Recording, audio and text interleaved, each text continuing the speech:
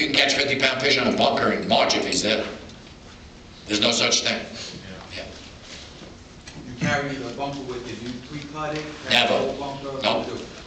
I fish simple stupid. I love simple stupid, it works.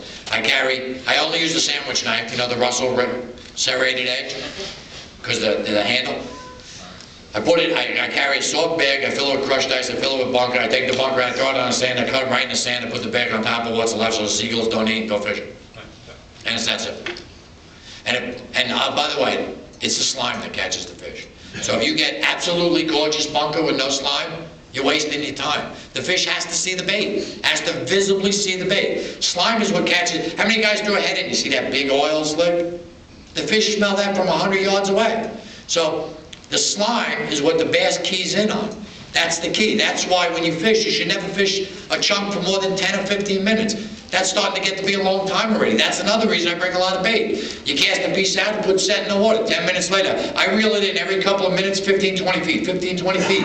You also find bottom structure by doing that. As you reel it in, you hit an edge and you lock in. Perfect. You know there's a dip there because you're locked into the edge. Bass travel on edges. So you leave it there. You don't get nothing. You keep doing it till it's right in front of you. Then you recut a new piece of bait. You cast it and do it all over again. When you hit a fish, cast exactly where you caught him before. And pay attention. That's what detail matters.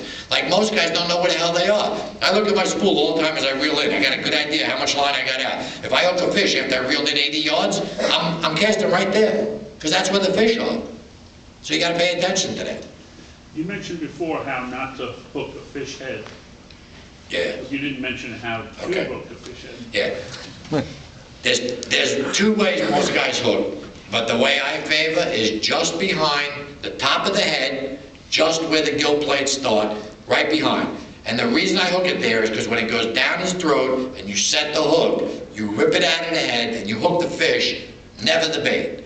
When you hook a big fish, I want to hook the fish. I don't want the bait anywhere in the way. I don't want the bait sliding up my line. I don't want it in the way. It causes problems. You can hook your bait. So that's it. And also, it does this in the current. If you put it in the current, it does this. And that's as good as it gets. If you hook them through the lips, you usually hook a big fish, usually hook the bait.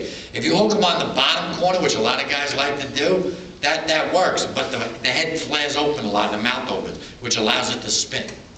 You know, if you hook it through the bottom like that, that's good for 5 or 6 minutes. If you're in a sweep, it's not going to work out that well. But the main reason I hook it there is because I want the hook to hook the fish. I never want to hook the bait. But it is the slime that catches the fish. So if you keep throwing it out, you're going to create a little bit of a slip.